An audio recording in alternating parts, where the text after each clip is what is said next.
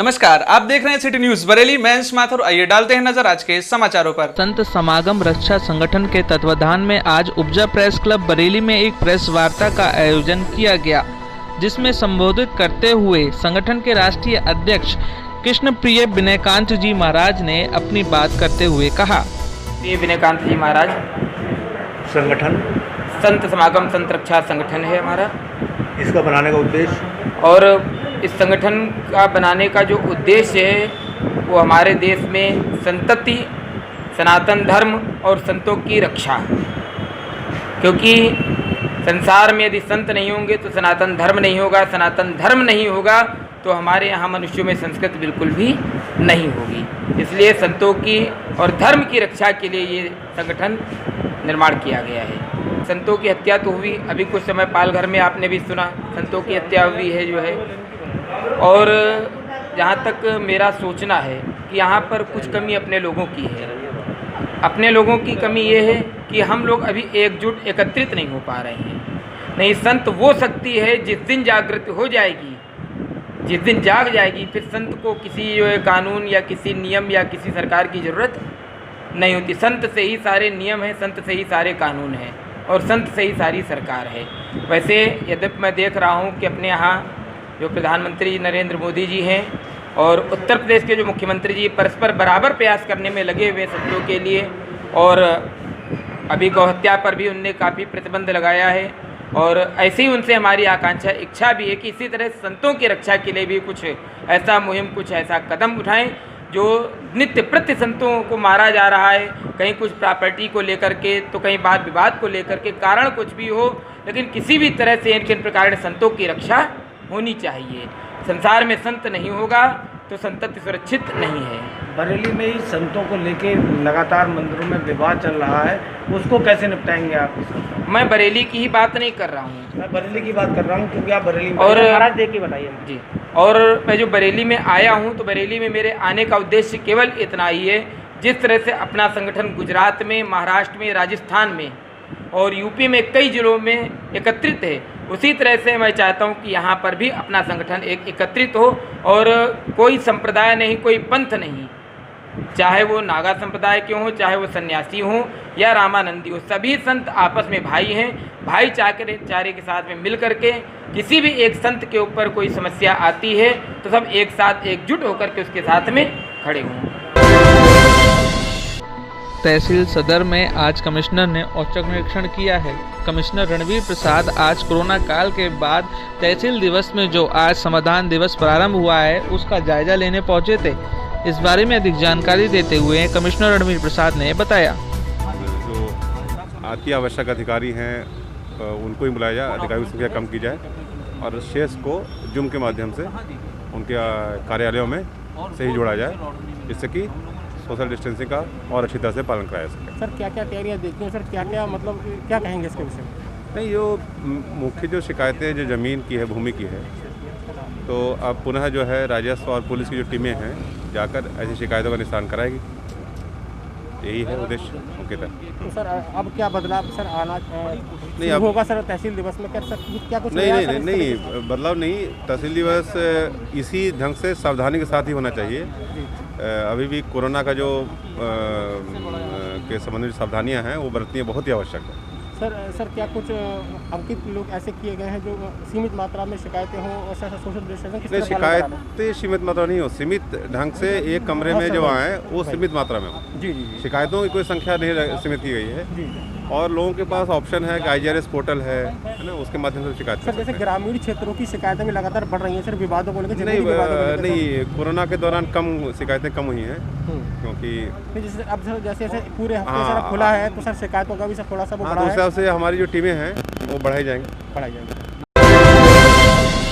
Railway के निजीकरण के विरोध में सप्ताह के दूसरे दिन नरमू ने भी सभाओं का आयोजन किया है, जिसमें उन्होंने रेलवे के निजीकरण के विरोध में अपनी आवाज़ उठाते हुए कहा। आज 15 तारीख को हम लोगों ने प्रातः senior section engineer P way, senior section engineer works, senior section engineer tele, आपके TRD, सभी विभागों में सिग्नल, टेलीकॉम, वर्क्स और इन सारे विभागों में विद्युत, उसके बाद आपका CHI ऑफिस और उस डीजल शेड कैंटीन में, और उसके बाद शाम को 5 बजे वर्कशॉप गेट पर आज आम सभा का आयोजन किया गया, जिसमें तमाम भारी तादाद में कर्मचारियों ने भाग लिया। और ये तब तक अभियान चलता रहेगा जब तक कि रेलवे को बेचने की जो साजिश हो रही है ये भारत सरकार वापस नहीं लेती है। भारत सरकार ट्रेड यूनियन एक्ट में भी संशोधन करने जा रही है, जिससे पूंजीपतियों को रेलवे को खरीदने में कोई दिक्कत न आए। ये श्रम कानूनों में संशोधन करने जा रहे हैं, जिससे मजदूर अपनी आवाज़ भी ना उठा सके। ये वो भी नियम लागू करने जा रहे हैं जिससे संविदा पर एक निर्धारित अवधि के लिए कर्मचारियों को रखा जाए और उनको 5 साल के लिए, 4 साल के लिए रखा जाए और उसके बाद उनको निकाल करके बाहर कर दिया जाए।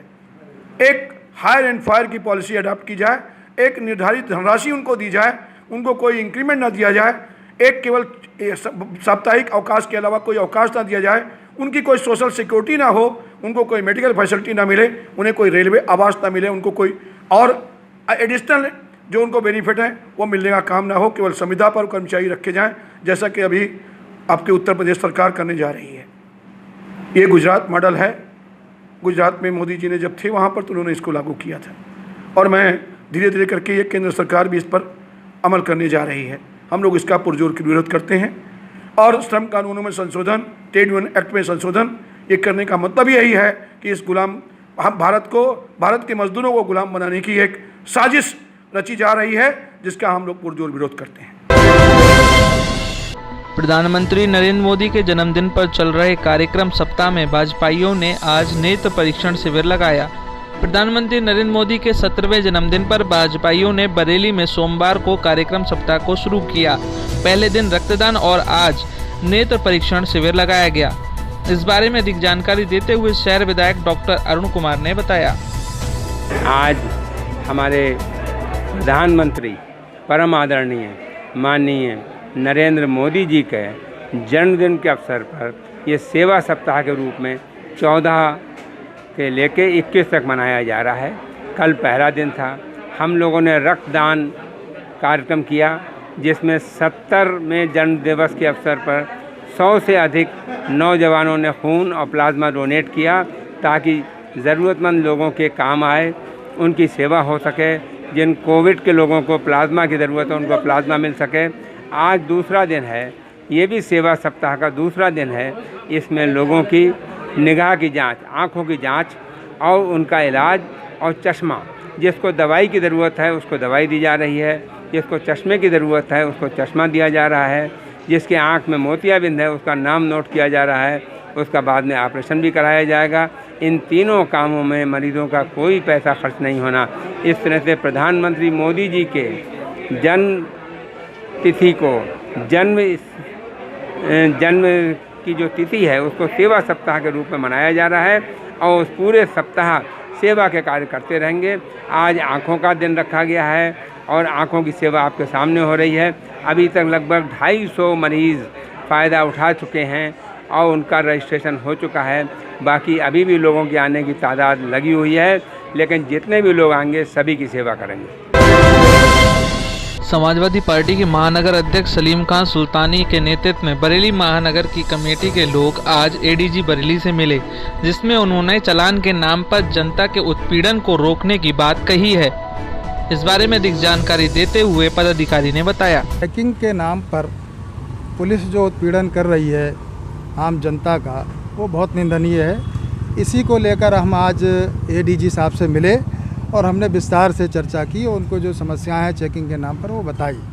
ख़ास तौर से आपने देखा होगा हमारे शहर के जो प्रमुख चौराहे हैं उन चौराहों के अलावा अब पुलिस छोटी छोटी जो संकरी गलियां हैं उसमें भी घुसने लगी है। आप लोग भी निकलते होंगे, कई पत्रकार साथी मैंने उनको भी देखा, कई जगह रोक के परेशान किया गया, जबकि उनके पास पूरे प्रॉपर कागज़ थे।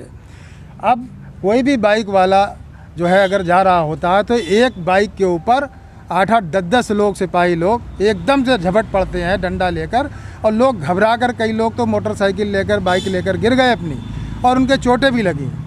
तो एक तो आपने देखा होगा कोरोना काल की वजह से जनता वैसे ही परेशान है और उसके आर्थिक हालात बिल्कुल ठीक नहीं है। अब 4000 का, 5000 का, 2000 का चालान किया जाएगा तो वो पैसे कहाँ से उसका भुगतान करेगा। ऐसे तमाम मसले सामने आए हैं इसको लेकर। विशेष रूप से कल की एक घटना है, थाना कोतवाली क्षेत्र में बिहारीपुर चौकी आती है, खलील स्कूल के पास। वो वीडियो हमने अभी देखा, कोई अननोन पर्सन, हम नहीं जानते वो कौन है, उसकी बाइक रोकी चेकिंग के नाम पर और वहाँ एक पुलिसकर्मी उसकी बाइक को तोड़ता हुआ नज़र आ रहा है, जो साफ दिख रहा है।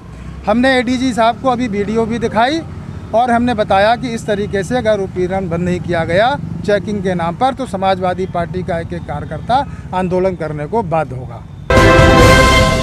तहसील नवाबगंज में आज समाधान दिवस पूर्ण तरीके से सुनसान रहा। यहां पर इक्का दुक्का फरियादी ही समाधान दिवस में अपनी फरियाद लेकर पहुंचे। इस मौके पर अपर जिलाधिकारी FR MK पांडे की अध्यक्षता में सारे कार्यक्रमों को शुरू किया गया, जिसके बाद बहुत कम शिकायतें ही आज मिली हैं जिनका निस्तारण नहीं हो पाया है। फरियादी से प्रार्थना पत्र लेकर उनको आगे के लिए प्रेषित कर दिया गया है। नमस्कार, सिटी न्यूज़ में आपका स्वागत है और मैं हूं वीरेंद्र सिंह। लगभग 6 महीने के बाद आज तहसील दिवस मनाया जा रहा है। अधिकारीगण बैठ चुके हैं और शिकायतकर्ता आने शुरू हो गए हैं। प्रकाश साहब यहाँ पर जब विरासत के लिए और मतलब हमारे खेत पे पेड़ काट रहे हैं, विरासत दर्ज नहीं हो रही, 2 ढाई 3 साल होने जा रही लगातार भागते हुए। कौन लोग पेड़ काट रहे हैं? पेड़ काट रहे हैं रामदास और सुनील, शिवम, वीरपाल और पथरौल, रोशनलाल और रमेश आदि। मना करने पर बोले अगर नहीं माना तो तुझे भी काट देंगे। पिछली बार हमारे पिताजी ने मना करा तो उनको मार दिया जान से। अब आप तहसील में आए तो आपने शिकायत करें, क्या कहा अधिकारी ने? वो ये कह रहे हैं कि वहाँ मुकदमा डालो, जो करो वो करो। तो अब ये बताओ, मुकदमा जब डालो तो जब मेरी विरासत दर्ज हो।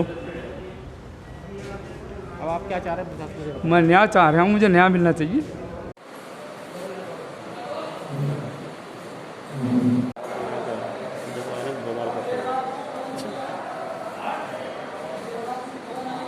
लेकिन किसानों की सुनी कम गई अब तक।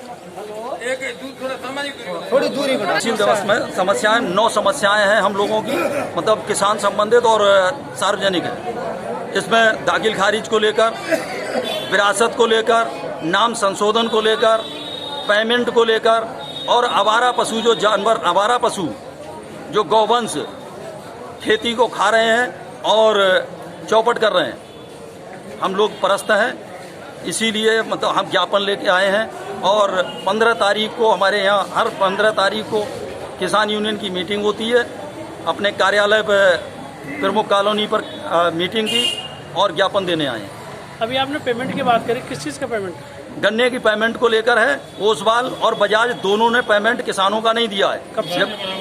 काफ़ी समय से नहीं दिया है, अभी भी करोड़ों बकाया है और फरवरी का यहाँ का दिया है और जनवरी का लगभग बजाज ने दिया है।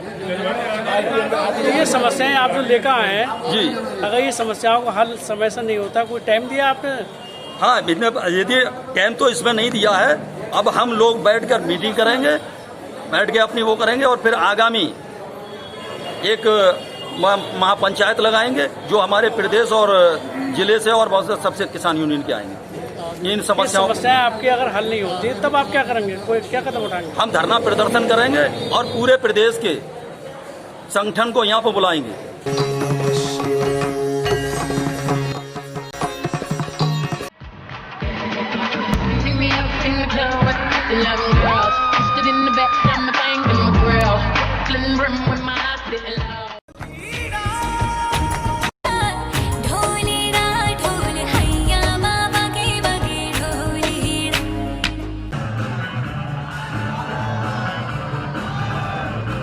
देखिए, जो शासन के निर्देश थे, एक तो सबसे पहले ज़रूरी है कि हमने खुले वातावरण में तहसील दिवस किया है, सारी खिड़कियां वगैरह सब खोल दी गई हैं। दूसरा, बाहर स्क्रीनिंग की व्यवस्था है, जो भी व्यक्ति आ रहा है उसकी स्क्रीनिंग होगी, थर्मल स्क्रीनिंग होगी, उसके बाद ही वो आएगा।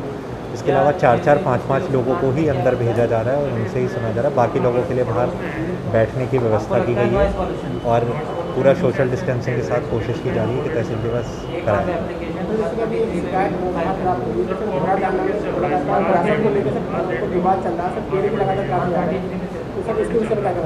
मैंने उस व्यक्ति से बहुत डिटेल में बात की, उनके द्वारा अवगत कराया गया कि 2005 के बाद उनको उस ज़मीन पर कब्जा नहीं है तथा आज के अभिलेखों में नाम भी अपोजिट पार्टी का है। उन्होंने ये भी बताया कि यह मामला तहसीलदार सदर की कोर्ट में विचाराधीन है। तो मैंने उनको अवगत कराया कि चूँकि एक न्यायिक प्रकरण है, इसमें उनको कोर्ट के सामने उपस्थित होना पड़ेगा और अनुतोष प्राप्त करना है। पति पत्नी का विवाद पहुंचा थाने, जिसके बाद प्रार्थी ने आरोप लगाया है कि उसकी पत्नी अवैध संबंधों के चलते किसी युवक के साथ फरार हो गई है। इस बारे में युवक ने कहा, मेरी अम्मी 1 साल से बैठी हुई, छोड़ के आने का नाम नहीं ले रही और पापा को उल्टा केस कर दिया, फंसाने की कोशिश कर रही है। 1 लाख रुपए मांगा, कह रही मुझे तो तभी आऊंगी। कौन मांग रहा है? और उनके साथ पीछे लगे हैं हमारे कई लोग। कब से चली गई वो? कितने दिन हुए? 1 साल हो गई। अच्छा, थाने गई थी आप? जी गई। थाना कौन सा आपका? मैला थाना। हैं? मैला थाना। कौन सा? माराडोन गए थे। हमने कोई दरखास्त हमने नहीं। थाना कौन सा? थाना बारादरी माराडोन चौक। तो थाने में क्या कह दिया? थाने में भी रिपोर्ट दी उसने, हमारे भाइयों पे एप्लीकेशन लगा दी कि रेप केस की धारा है और हम अलग रहते हैं अपने परिवार से। अच्छा। हमारा मोहल्ला पूरा गवाही दे रही है, कोई भी गवाही दे मतलब वहाँ पे जाके पूछ सकता है। हम कहते हैं ये मेरे बच्चे बहुत परेशान है हमारे पीछे, इनको भी कल रात में 9 बजे इसकी माँ आई थी छीनने इनको। मैंने आने का मुकदमा भी कर रखा है, लेकिन आप क्या करते हैं? मैं जरी का काम करता हूँ। कहाँ रहते? मैं रहता हूँ हजियापुर पुराना शहर। अच्छा, फिर क्या हुआ? तो इसको ले आ रहे थे छीन के, इसके खालू इसको छीन के ले जा रहा था। यही सुबह तारीख है, ये पेश ना करते कोर्ट में, लेकिन ये भाग गई, किसी के घर में घुस गई। फिर रात 9 बजे वो आई हमारी बहन के घर पे, माँ को उधम काट के गई, मारा पीटी करके गई, लेकिन वो छीन नहीं पाई। वहाँ के मोहल्ले वाले भी गवाह हैं। आप क्या चाहते हैं? मैं ये चाहता हूँ मेरे साथ इंसाफ हो और जो उन्हें धारा है जो उल्टी सीधी मेरे भाइयों को फंसाया है और वो मेरे पास आ जाए, अपने बच्चों में आ जाए।